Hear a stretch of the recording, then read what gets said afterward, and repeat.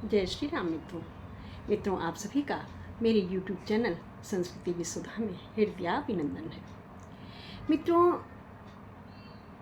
हम चल रहे हैं अगले पड़ाव की ओर। विभीषण ने लंका का त्याग कर दिया है और राम की शरण में जाने के लिए तैयार हो गया है। राम की शरण में जाना चाहता है। विभीषण के साथ अन्य उसके मित्र हैं, सचिव हैं, वे सब भी विभीषण के साथ हो लिए हैं। मित्रों, हम सभी ये जानते हैं कि घर में अगर एक सदस्य भी पुण्य के कर्म करता है, धार्मिक कर्म करता है, तो घर में मंगल ही मंगल होता है। किंतु यदि सभी अधर्म के कार्य करने लग जाएं, तो घर का पतन होना शुरू हो जाता है। इस प्रकार विभीषण ने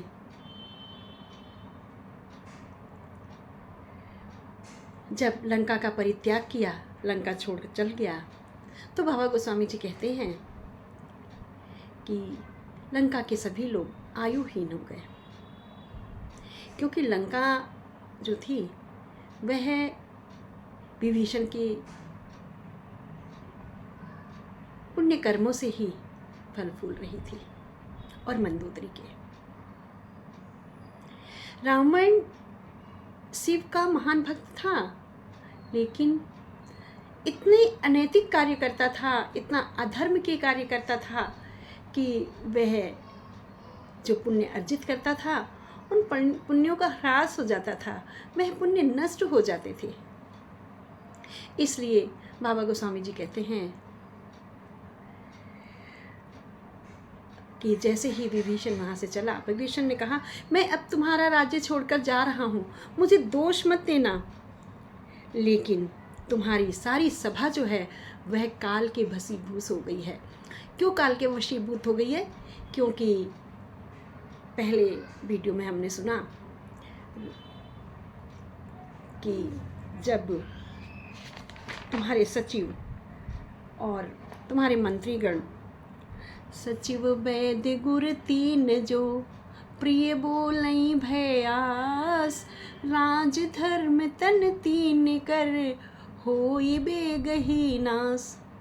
अगर किसी राजा के आचरण के डर से राजगुरु वैद्य, अगर ये लोग राजगुरु और वैद्य और सचिव, ये तीनों अगर राजा के भय से उसकी हर बात में हाँ में हाँ करते हैं, चाहे वह उचित बोले चाहे वो अनुचित बोले, तो ऐसे राज्य का शीघ्र ही पतन हो जाता है। तो राजा का, राज का, धर्म का, राज धर्म तन और शरीर का, इन तीनों का नाश हो जाता, हो ही बेगही नाश। तो विभीषण ने कहा है, मुझे दोष मत देना, मैं रघुबीर शरण अब जाऊं देन जन खोर।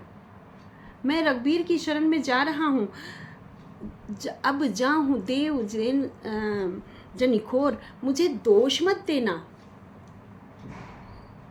असी कही चला विभीषण जबहि, आयुहीन भये सब तबहि, साधु अवज्ञा कर फल ऐसा, जरा कर कल शांतु अवज्ञा तुरत बखानी, कर कल्याण अखिल के हानि।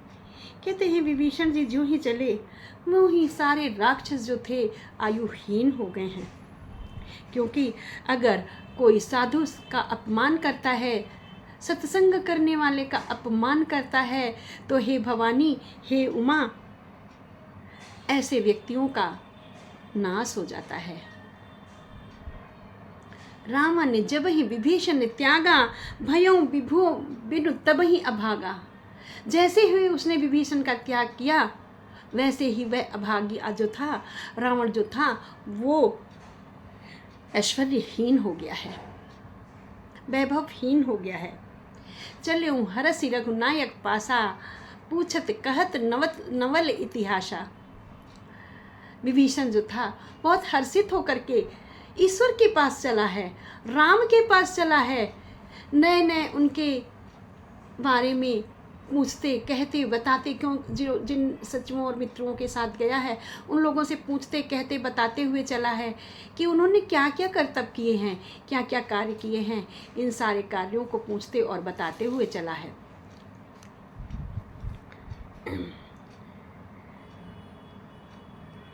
चलूं हरसि रघुनायक पाही, करत मनोरथ बहु मन माही। हर्षित होकर के रघुनायक के पास जाता है, अपने मन में बहुत सारी इच्छाएं कर रहा है कि जब मैं मिलूँगा प्रभु से तो मैं ऐसे कहूँगा, जब मैं मिलूँगा प्रभु से तो मैं ये कहूँगा, जब मैं मिलूँगा प्रभु से तो मैं अपने सारे हृदयोद्गार उनके सामने उड़ेल दूँगा। अनेक प्रकार की इच्छाएं कर रहा है, अनेक प्रकार की कामनाएं कर रहा है। देखियो जाई चरण जल जाता, अरुण मृदुल सेवक सुख दाता।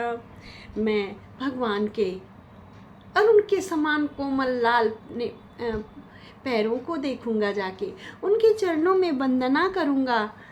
और कैसे हैं चरण? रामचंद्र की जी के चरण कोई सामान्य चरण नहीं है, वह चरण हैं जिनको केवट धोना चाहता है, वह चरण हैं जिनसे अहिल्या का उद्धार हुआ है, जिनसे अहिल्या का उद्धार हुआ है वो चरण।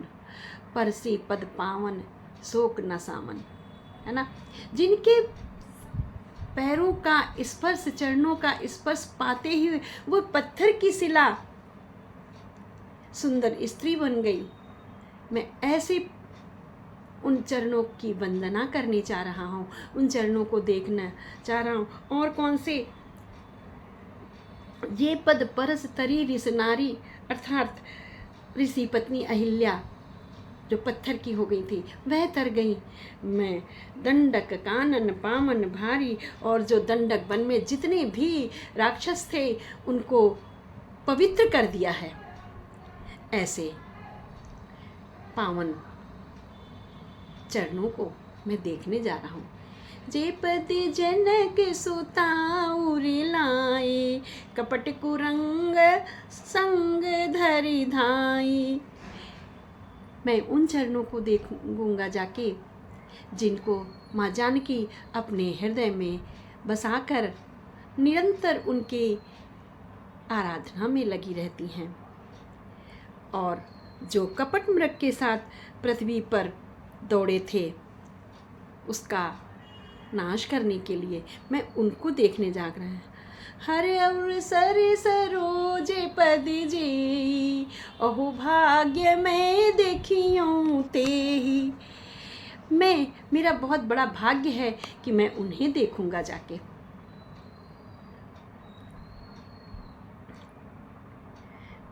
जो हर उर सर सरोज पर जेही, जिन चरणों को शिव जी ने अपने उर में धारण किया है, जिन पैरों को शिव जी ने अपने हृदय रूपी सरोवर में धारण किया है और उसी चरण रूपी सरोवर में वे विहार करते हैं, मैं धन्य भाग हूँ कि मैं उन पैरों को देखूंगा जाकर के।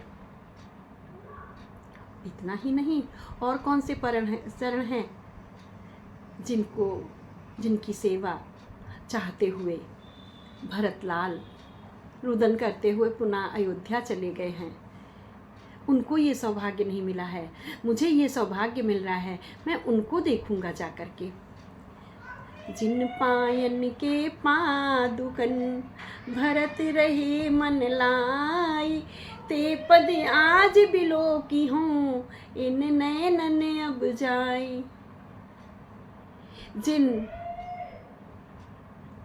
पैरों के